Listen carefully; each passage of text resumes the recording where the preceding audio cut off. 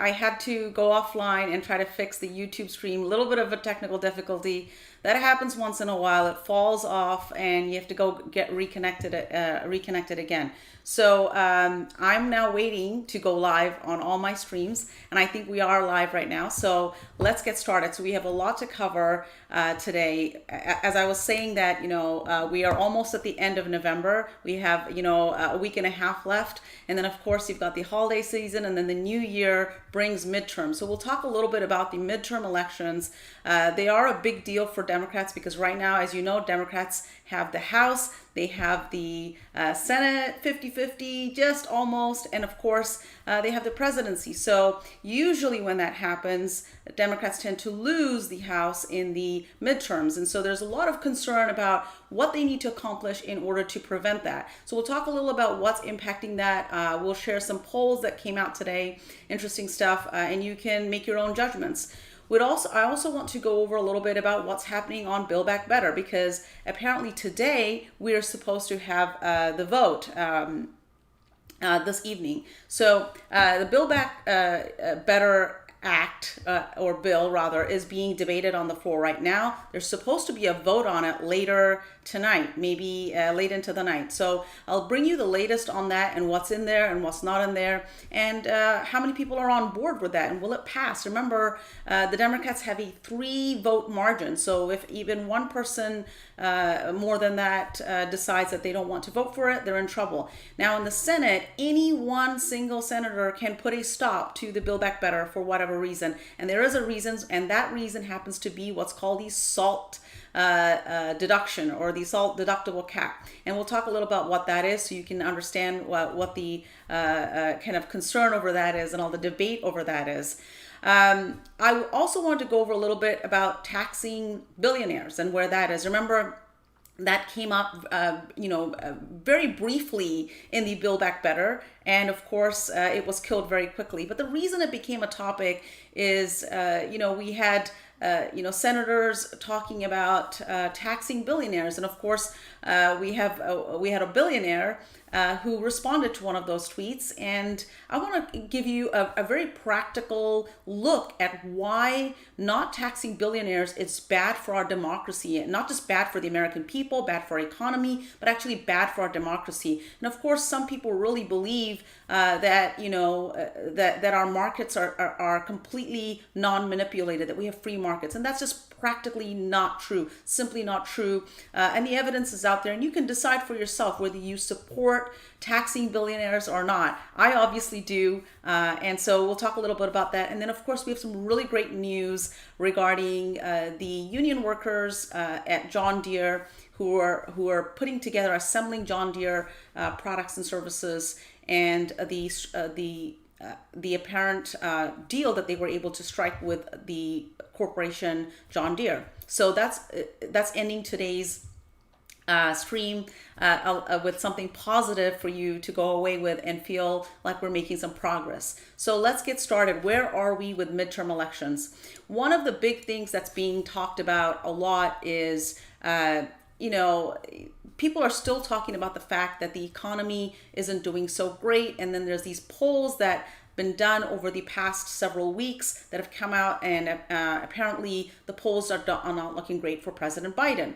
So I wanted to dig into that a little bit, and I have a newer poll that also came out today. So what happened in the last couple of weeks is that the Bipartisan Infrastructure Bill and Jobs Act, which is the name for, was commonly known as BIF, Bipartisan Infrastructure Framework, among a lot of people who follow all the nitty-gritty. But prior to that passing that, the polls for President Biden were really poor. So the thought process was that once this passed and people could see how it would impact their lives and the infrastructure developments that we would have because of that bill passing, that the poll numbers would get better.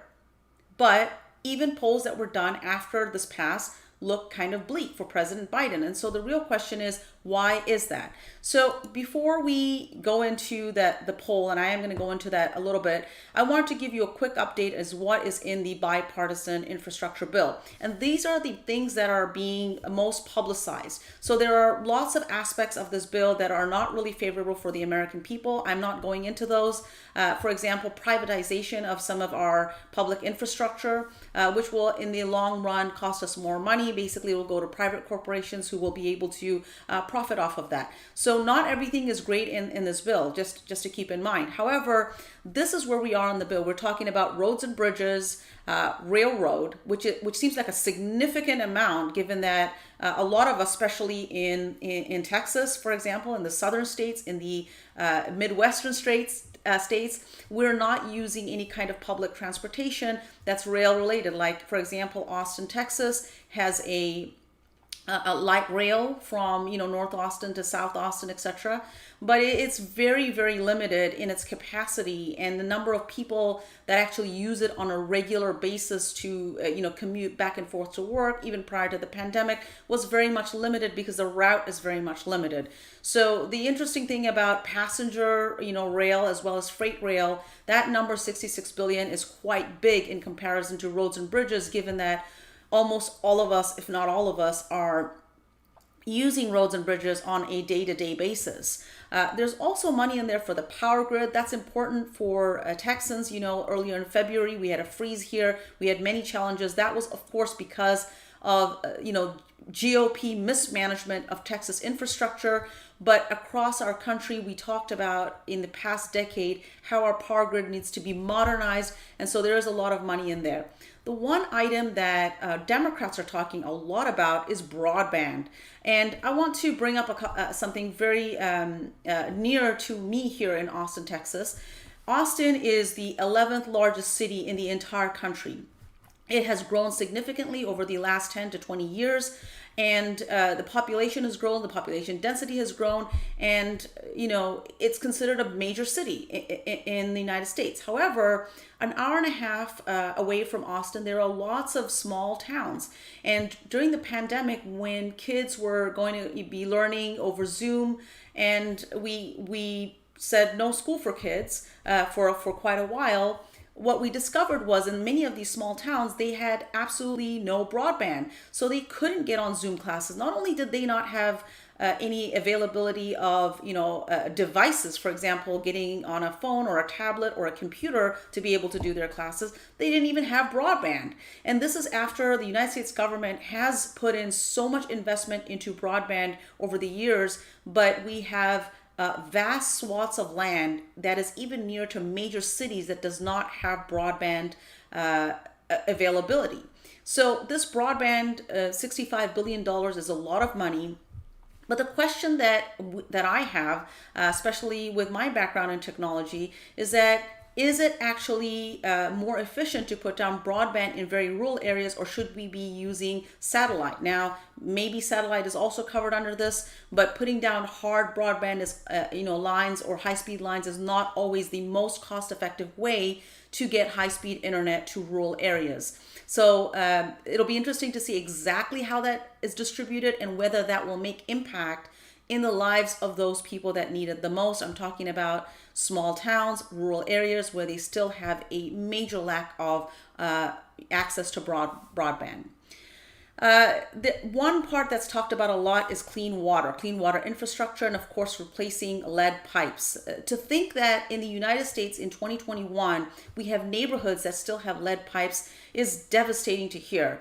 And so I wanted to share with you a real story of a place where they have water challenges, and I'm going to share that with you in a second after I cover the last two items. Of course, there is $25 billion for airports and public transit, etc. Also in this the infrastructure bill. So that's all in the infrastructure bill. Now, I want you for a second just to review this and keep it in your mind, because I'm going to tie this back to these horrible, apparently, poll numbers for President Biden and why this is apparently quite popular with, majority of the American people. maybe around 58-60% of the American people. But of course, President Biden's favorability seems to be lacking, and why there's a disconnect. So with that, let's listen to where we have a water challenge before we get into the rest of this midterm. So this is a short clip from ABC News. Every child should be able to turn on the faucet and drink clean water. At Wilkins Elementary School in Jackson, Mississippi, help can't come soon enough. The conditions are so dire, students do not have access to working restrooms. They have to leave the classroom and wait in line to use porta potties outside. We should have access to clean running water. We should have access to inside restrooms where our children can go and relieve themselves and not have to go outside into the elements. Is the water at this school safe for students to drink? We don't drink the water. We provide bottled water for our boys and girls. So no, ma'am, it is not safe. So there you go. This is what I wanted to bring to your attention, is that we have schools in the United States right now that do not have safe water. They don't have safe running water, where kids that are in school have to use porta potties and have to drink bottled water because it is unsafe for them to drink in the United States of America. This is unfathomable for many of us that live in middle class neighborhoods, live in major cities. We can't even contemplate that. We're talking about Mississippi here. There's absolutely no reason for that. And the fact that, when I first heard there was this many $1 billion, $55 billion for water infrastructure, and that there were places in the United States, I thought of, it was very difficult for me to imagine that existed. But seeing this story, seeing those kids stand in line just to be able to go to the bathroom, really just puts you back in reality, what people are facing on a day-to-day basis, and what this infrastructure bill hopefully could have an impact.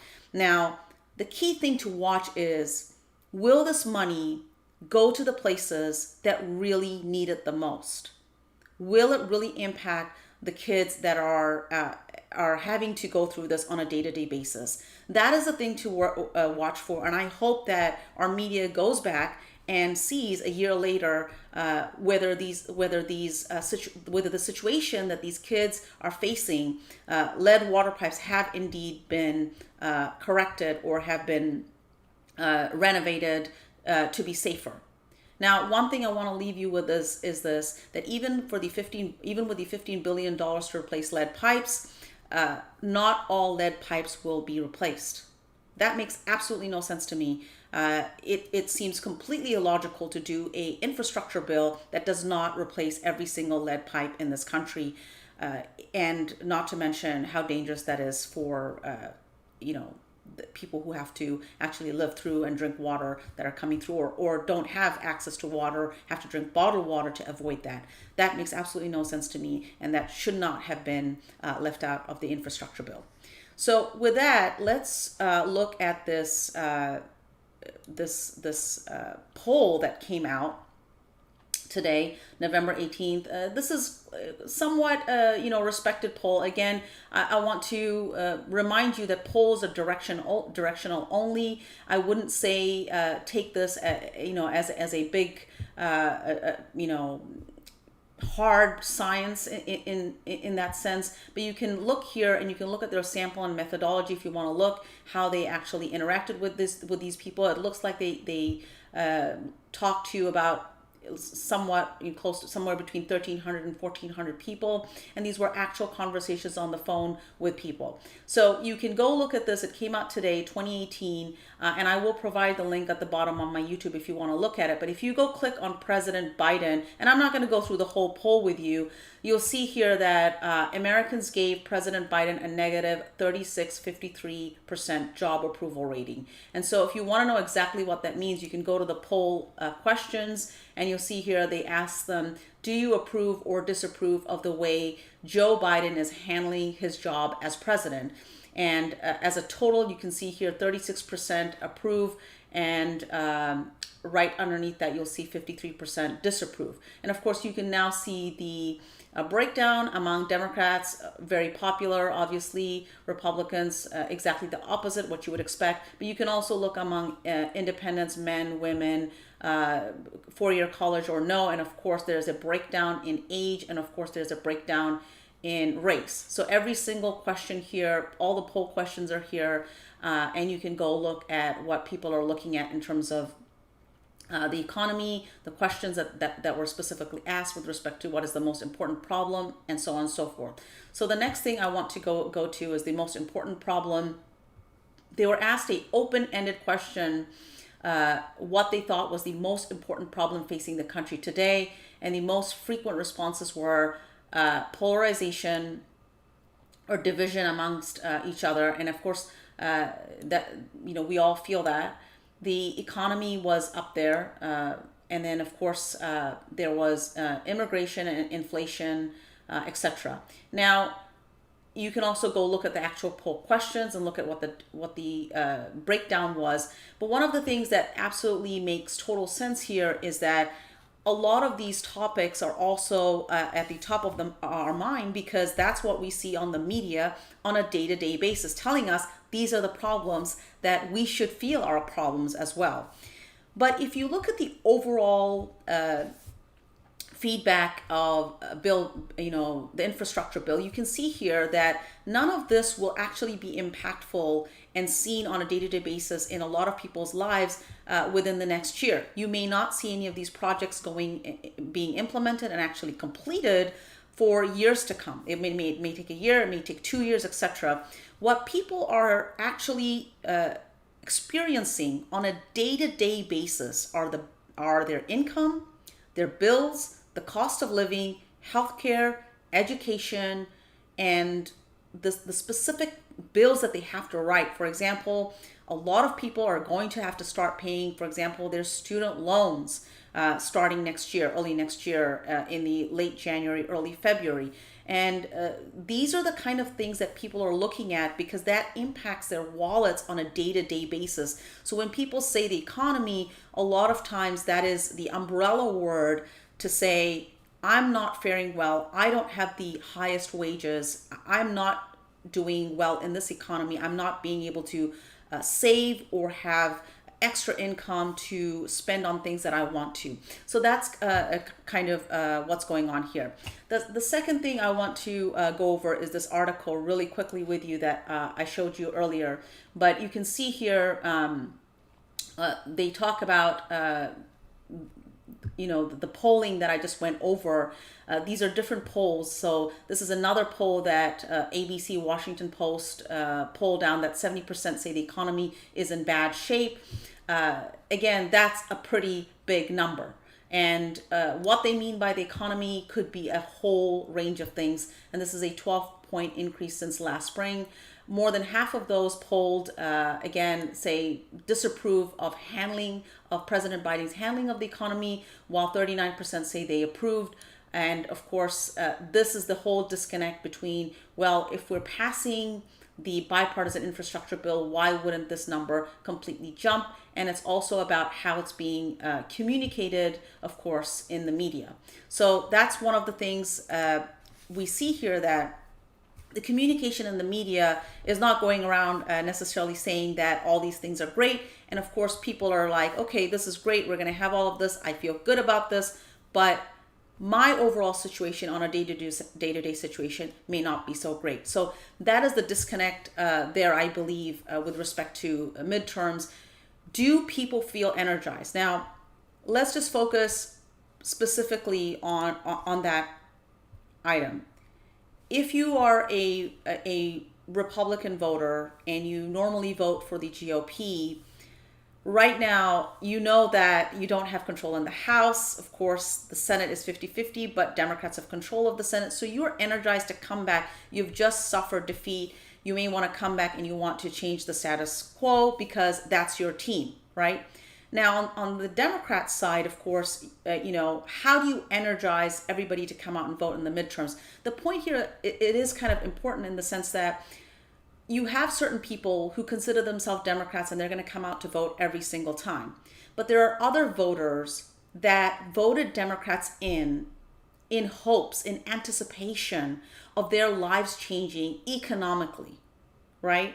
They wanted to see real change in their lives. And of course, the bipartisan infrastructure bill does not necessarily bring about immediate economic change in most people's lives, unless you get one of these high paid union jobs that is better than what you're doing today. It's not going to have a significant change in your life. So those people need a reason to be able to come out in the midterms. And if they really wanted to reward Democrats, they would need something to impact their lives with respect to the high wage jobs, with respect to the cost of healthcare, the cost of education, just living expenses in general, being able to save, being able to purchase a home, the American dream of being able to buy a home. Those are the kind of things that people are looking at, and that's what could possibly explain this disconnect that we see in the poll numbers and, of course, passing of the infrastructure bill.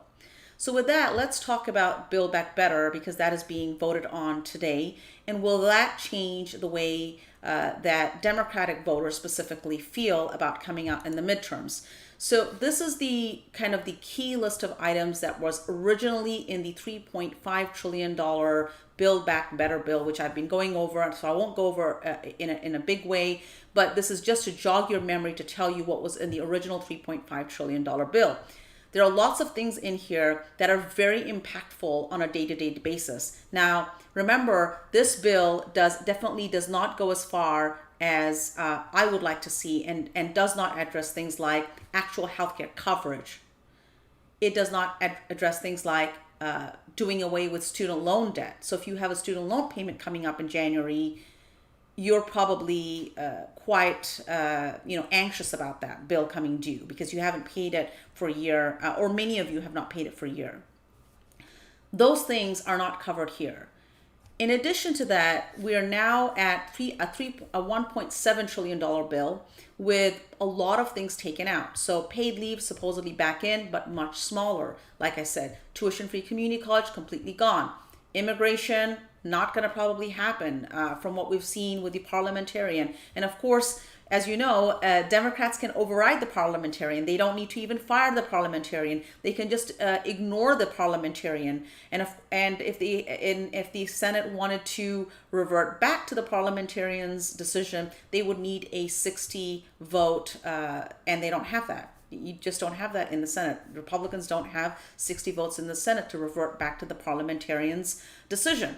So the Vice President of the United States is the leader of the Senate right now, and they could just ignore and keep things like immigration, path to citizenship for temporary protected status, and DACA recipients. Remember, all of that is now out.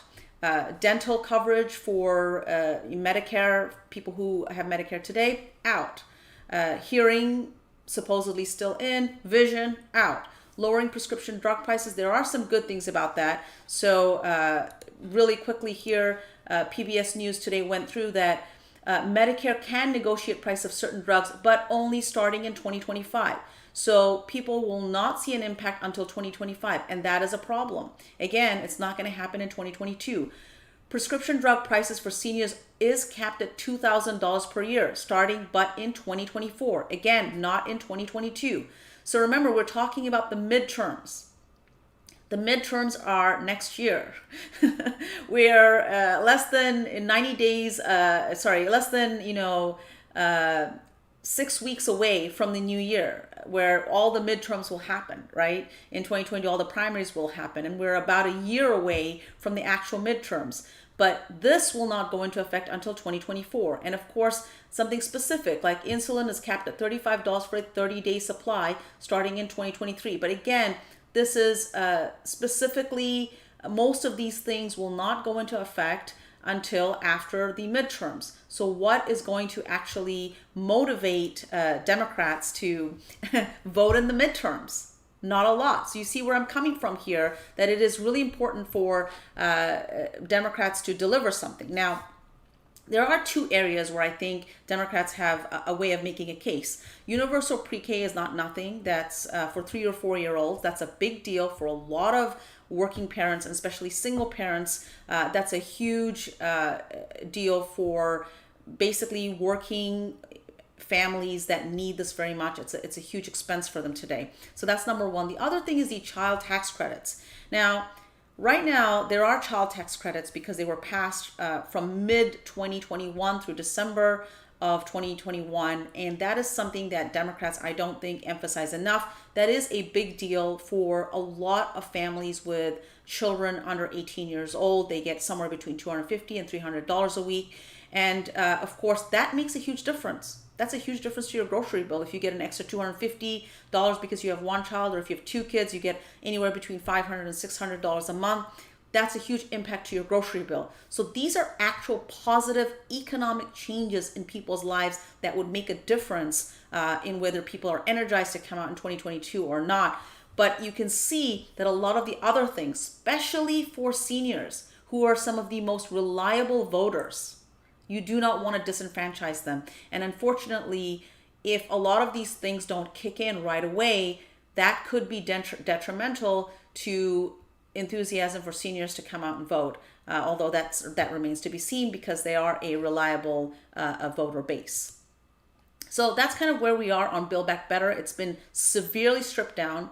And before I go into the next part of Build Back Better, which is the SALT deduction, which has been a huge controversial topic that's been discussed over the past week, I want to point out one thing with respect to healthcare, because as you all know, I am a huge advocate of single-payer healthcare, which is most commonly known as Medicare for all. But I am proposing that we lower the cost of healthcare and accelerate the ability to put in single-payer healthcare, because it would lower the cost for all of us and it would improve the quality of care with more nurses and doctors in the primary care system specifically, but across the healthcare system. One of the ways that Democrats are addressing this in the Build Back Better is that they are putting in more subsidies for ACA and for those states that did not expand Medicaid, includes Texas, that there would be more subsidies for those people to go into ACA and be able to purchase health insurance from healthcare.gov. Now, notice I said health insurance. The problem is health insurance is not healthcare. So even if you have health insurance through the marketplace, you may even get really great subsidies. So you may be paying a very small premium on a month-to-month basis, but that doesn't mean that you can actually get the healthcare that you need, because your deductible is often too high. It's in the thousands of dollars for many, many people. It is very high to keep their premium down.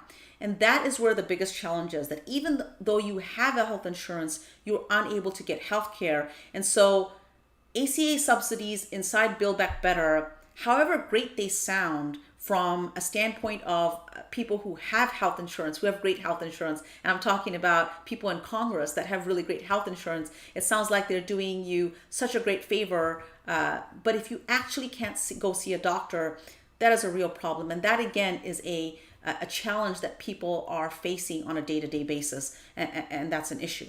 So let's talk about the SALT deduction, which is being very much debated among Democrats right now.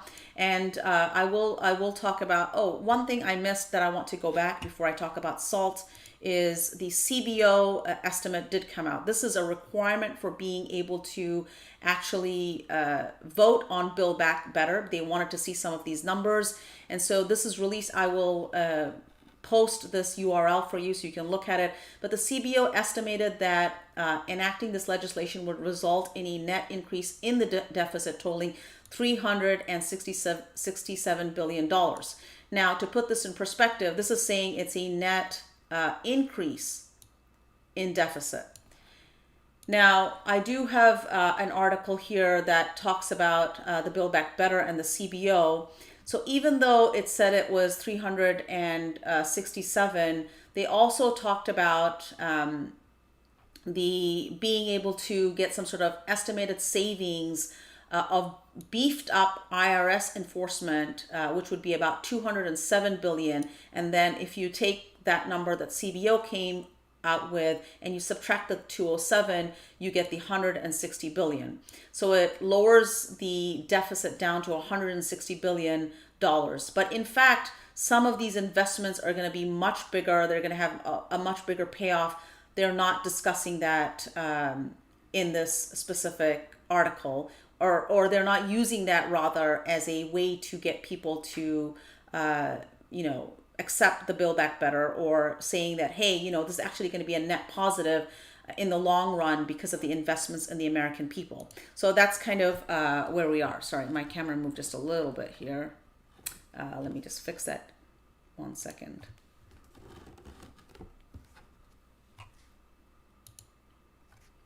There we go. I'm back. And so talking about the SALT deduction. So let's talk about that. What is it, for example? So when President Trump in 2017 passed a huge tax reduction bill, which was a giveaway to the wealthiest people in our country, one of the things that was in that bill was a $10,000 SALT cap. So what is SALT? SALT stands for state and local tax deduction. And if you look at the Build Back Better Act and you look at what portion of this is in, part of this is in SALT, you'll see about $285 billion. That's a lot. It's the second most costliest provision in the Build Back Better. So a lot of people are looking at this and saying, hey, this is a giveaway to the wealthiest people in the United States. So let's think about how that happens. So normally, if you own a home, so people who own a home are relatively middle class, upper middle class, and of course, very, very wealthy people in the United States own real estate, own their home. They would pay, if you own, a multi-million-dollar home, or if you own a home that has high real estate taxes, which is true of of people in Texas, by the way. We pay large real estate taxes here, but it's also true of many of the sort of West Coast, East Coast states that have large bills. That was capped to a deduction of $10,000. Prior to that, it was unlimited, right? So what Democrats are saying is that this is impacting people with big bills. But what the Washington Post is reporting is they're saying that if you look at the actual amount that it impacts, it's impacting people, and the bottom, the x-axis here is the salary, the income of the person that we're talking about here, and the y-axis is the amount that they would save in federal taxes. And you can see these bars, these blue bars, they become significant as you start going over $366,000.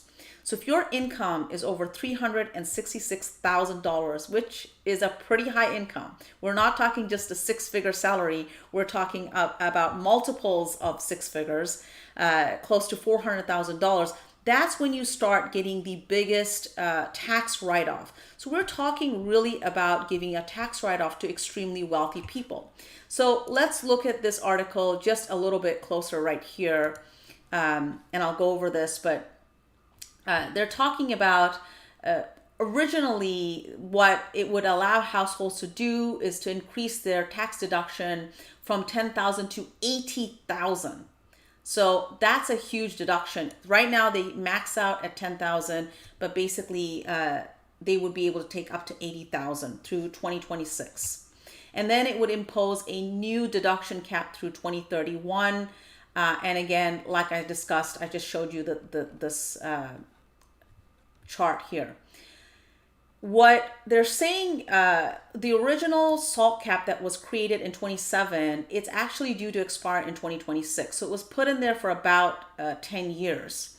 After which point there would be no limit of tax deduction. So it would just go back to no limit whatsoever. You could deduct whatever you want whatsoever. But this new SALT cap provision, which is revenue neutral over 10 years because it imposes this new SALT cap after the original would have expired. So it's $80,000 cap for 4 years, and then $10,000 back to $10,000 in 2031. So bottom line is this SALT deduction is being heavily debated right now among Democrats because a lot of Democrats are saying, hey, this is a big write-off for ultra wealthy people. And as you can see here, it would impact some of the most wealthiest people in our country. I want to tie this back before I close on this to minimum wage. When we talk about a $15 minimum wage, the reason it doesn't make sense is that you cannot live on $15 an hour in most major cities in the United States. So having a minimum wage is completely illogical. Your minimum wage or a livable wage, for example, should vary with your zip code. You should be able to live where you work. Now, this is why I do not support a static minimum wage. Secondly, I don't support a livable wage at all. I believe that Americans should have a thriving wage, be able to pay for all of their needs to survive, and be able to save for the American dream of putting a down payment on a home, being able to have extra cash to be able to enjoy their life as you're supposed to be able to do in our country. That's what their wage should be. This idea of a minimum wage is completely ridiculous as you can see. Now, why am I talking about that with respect to the SALT cap? Remember, this SALT cap impacts people who own extremely expensive homes and have high real estate taxes or state taxes that are beyond $10,000, which they cannot deduct. And the reason they're doing this, well, the reason the Democrats want to do this is to make sure people with very high incomes in very specific states, which seem to impact people in the coastal states, get a bit of a break. You see how the bill is being adjusted for specific people in specific states to make sure that they don't have a huge tax burden, even though it only impacts really wealthy people, right? You see the correlation with income. Your income being static to get a $15 minimum wage in the largest cities makes absolutely no sense. If you live in one of the top 10 cities, or even Austin, Texas, which is the 11th largest city, you can't live on $15 an hour. In fact, the minimum wage in Texas right now is $7.25. But in Austin, all the jobs in the fast food restaurants are already offering $15 or more. There are fast food restaurants all across Austin that are offering $18 an hour, $17 an hour, $16, $15. And the reason is, it is impossible to find anyone that can work at $15 an hour because it is impossible to live on $15 an hour. So you can see why this minimum wage makes absolutely no sense.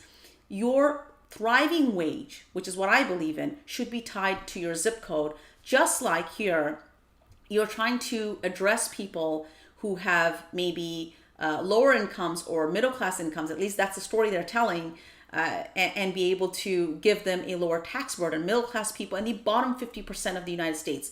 But in reality, what we see here is this does not impact the bottom 50% of the United States.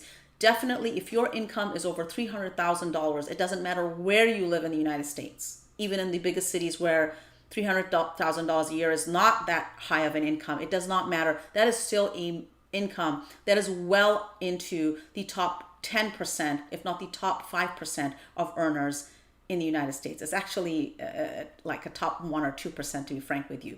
But it's really a tax write-off for the wealthiest people in this country. And that is why this is such a big deal. So with that, I would like to talk to you a little bit about taxing billionaires. So right now, as you know, most billionaires do not pay any federal taxes whatsoever. The reason they don't do that is because the majority of their wealth is tied up in their stock portfolios. So they're maybe founders, or they invested in their original company, and so they own a significant portion of that company, and if it gained value over the years, they are now billionaires. So that is the main reason they have so much wealth, number one, and I'm going to get into the details of that. But most importantly, the reason that they don't pay any taxes is because they don't have any income. If they don't sell their stock, they don't pay any taxes either. And most wealthy people do not sell their stock. What they do is they take a loan against their stock at a very, very, very low rate. So minimal that they can even pay off the interest on that loan with yet another loan, which is so tiny. And all they have to do is keep taking loans till they die, because then they can pass their entire wealth to their heirs completely tax-free. There are so many loopholes in our tax system that allows them to do that, so they pay zero taxes. So I want to take you through a couple of tweets that I did, and I wanted to respond to that. And I have two series of tweets here. So the reason that Elon Musk and these billionaires, and this is not a swipe at one billionaire, just so you guys know, and I'm going to get more into that in a second, but the reason that Elon Musk owns so much stock is because he has accumulated the sum of all work product of all his employees, including engineers, factory assembly workers, and everyone in between, who are not compensated proportionately to the value of their contributions. Now, I know a lot of people read this and were like, what do you mean value of their full contributions? Well, for example, if you're an engineer and you design and develop products while working for a company, you may get a high salary. You may even get a six-figure salary. Many of us do. But the company makes perpetual profits in the millions or billions off of your work long after you've been paid a fixed salary. So you get a fixed salary and you may even leave that company, but that company continues to make profits forever and ever and ever, as long as those products and services are being sold. And I talk about engineers a lot because, as you guys know, I'm an engineer, but a lot of times engineers get stock options, they get annual bonuses. Many white collar professionals, quote unquote office professionals, get annual bonuses. They may even have patents. They get a patent bonus. You might get a $10,000 patent bonus if you're lucky, or several $1,000s. And while it's capped, remember, that company owns that patent and the perpetual profit off of that patent forever and ever and ever. You as a worker, it doesn't matter whether you're a professional worker or a factory worker, you have no way to demand compensation or to negotiate that's in line with the company's value. You can't say, hey, I discovered this, I believe I should get this. You have no way to negotiate this. You take what you can get. That is how our economy is structured right now. Now, if the company's value was properly distributed to the workers across the company, who are obviously essential to its success. You cannot become a multi-billion dollar, a multi-million dollar company without hundreds, if not thousands of workers putting in tens of thousands and hundreds of thousands of hours of work. And if their work is always capped, this is why one individual is able to accumulate the wealth of thousands, because you're not basically giving them everything they could possibly get. So I wanted to put this in perspective for you and say, even if you made, let's say, $5 million a year, and by the way, there's a handful of engineers that make in the millions of dollars. They're, key software engineers working for the topmost technological companies like Google and Apple, etc. And they make in millions of dollars. But even if you made $5 million a year, it would take you 200 years to reach $1 billion. Just simple arithmetic here. 20,000 years to reach $100 billion, whereas Elon Musk's estimated net worth is $200 billion right now. Now, I started off saying that this is not a swipe at any one billionaire. It's not about Elon Musk or any individual. If we have the ability to take advantage of the current tax system, even us, you or me, right? We're going to do that. We're going to absolutely do that. That is normal human nature. So if you and I had $100 billion, would we want to give it? Would we want to say, hey, let's give it to the United States government to do whatever they want? Imagine you have $100 billion. Would you just give it away to them? That's my question to you. I also want to point out the fact that there is a difference between equating a company's collective accomplishments and financial value, which is only made possible by hundreds or thousands of workers, versus recognizing the ability to lead that effort as a founder as an angel investor, one of the first investors, or a CEO. It's a completely different thing. Should we, should we see creating a successful company from the ground up as an accomplishment? Absolutely. Is getting, technologically innovative products and services to market at scale, is that something that should be recognized, especially in a regulated market where it is very difficult? If you wanted to, start your own pharmaceutical company, for example, today, that is a huge endeavor. To be able to make that go through all the regulations that are there, it is extremely impossible. In fact, it's almost impossible for any one person who wanted to be an entrepreneur in that area. So if you can get through that and make it, yes, you should be recognized. However, and this is key, none of this is possible without worker contribution, whether that's in ideas, patents, process improvements, or time worked at a job. The productivity that you deliver is the key to the growth of this company. It is not because one person is great at running a company. Sure, that's an accomplishment, but that is not the reason why a company's value skyrockets into hundreds of billions of dollars. It is also not possible without building on existing advancements and infrastructure that others were responsible for, meaning people before you who have accomplished so much that you're able to build new technologies on top of that. If workers were proportionately compensated to a company's valuation, we would now have tens of thousands of multimillionaires from just one successful company. Many of those workers, engineers, factory workers, and everybody in between may have the potential for even greater innovation than Elon Musk. There are a lot of people out there that are very complimentary of billionaires because they built these companies. How do you know that the hundreds of thousands of workers that make these companies possible are not equally talented, couldn't come up with even greater innovation? We don't know because we haven't even discovered that, given us the opportunity. If you have that kind of financial ability, maybe you could become an entrepreneur and a founder, build new products, create even further value, more jobs, greater wealth. And finally, by concentrating all of that wealth with one individual, we're not fully realizing our collective potential. We really do not know. We can blame billionaires, but it doesn't solve the problem. The current system was created by us. We voted in the representatives, they wrote the laws, and we enabled this environment. But the good news is this: we can change this. The markets are completely formulated by us. We created them. We put all the structure around them. We put all the regulations around them. Every single thing is written down into law, and that is how our country functions.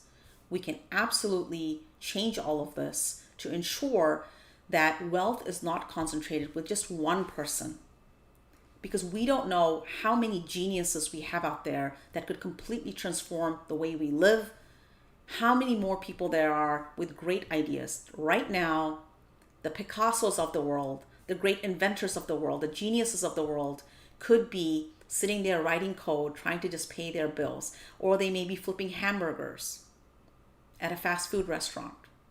We may not know where all the geniuses are, and we'll never know because we're not giving them the opportunity to fully realize their potential, and we're holding back the potential of the human race by not being completely as innovative as we could be, by holding people back, by concentrating wealth and creating wealth inequality. And this is why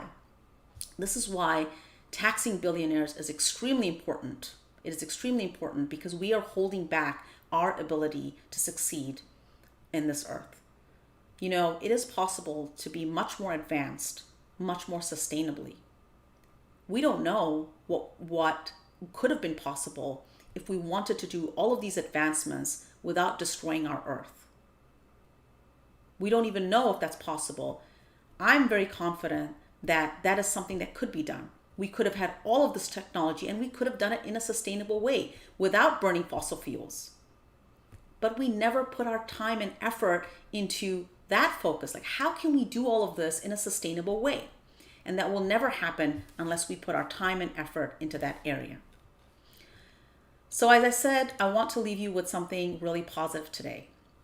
And the positive thing is, about a month back, approximately, John Deere employees, their unionized employees that work on the factory floor that assemble John Deere products, it's a very, very successful company, just so you know, they went on strike because they were unhappy with their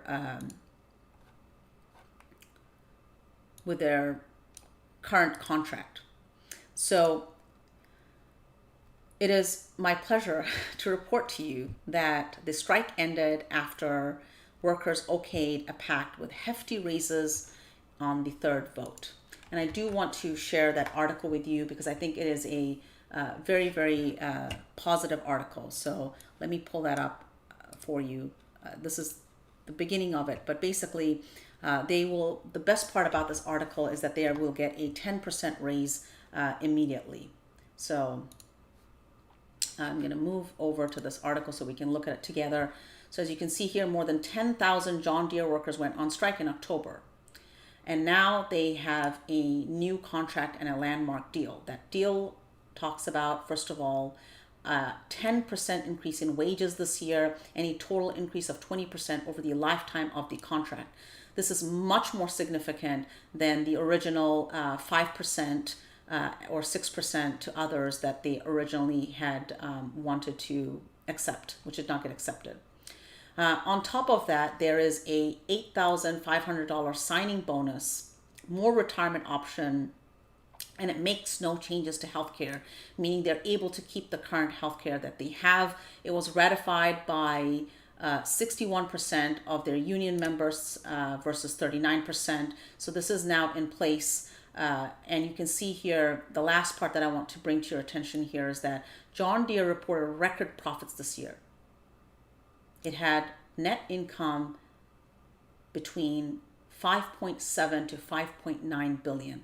This is a company that can easily pay good, thriving wages to its workers. They had awful conditions where they were working, 7 days straight, and they were not allowed to even take time off, or they would lose their seniority, etc., etc. Now, I do want to let you know that we also have 1,400 Kellogg's workers that went on strike on October 5th. They have not returned to work. They're still negotiating. And prior to this, we had 60,000, stage employees. They're called International Alliance of Theatrical Stage Employees. They threatened to strike, which was also basically they came to a deal. So the threat never transpired. And Kellogg's is still in the middle of a strike. But the UAW workers in John Deere were able to come to a resolution. And I think that is an extremely positive way to end today's transmission. I want to thank you for staying on the whole time and watching through this. And I want to leave you with this. In Texas, our primary election, early voting, starts February 14th. It's literally 90 days away. As you know, Texas got 2 new U.S. congressional districts. So there's a lot of things going on in Texas. We are on the ground. As you know, I am running for Congress right here in Austin, Texas. Our primary early voting starts February 14th, like I mentioned. We are trying to meet our voters at their door. So if you're watching this, I have a couple of requests for you. Number 1, if you loved what you heard today, enjoyed it, please share it with someone. Number 2, if you love our campaign, if you go to Vote for Donna and you want to see our campaign succeed and win this primary, please contribute anything you can at votefordonna.com. It doesn't matter how little it is or how big it is. All of the funds that you give to us will help us get out the vote. Now, why is that important? In Texas, as you know, we are severely gerrymandered. That means the only way for us to take back Texas from the control of the trifecta that the GOP has over Texas is to win statewide elections.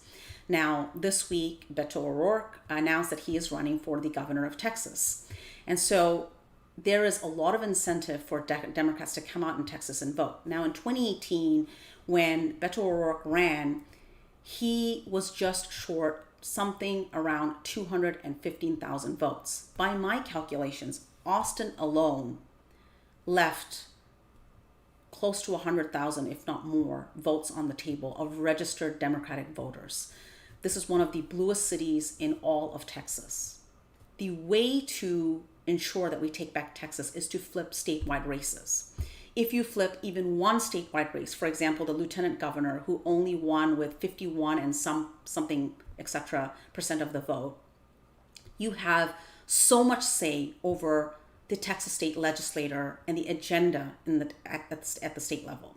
If, for example, you win the AG's race, Ken Paxton, for example, in 2018, he won his election with only 50.6% of the vote.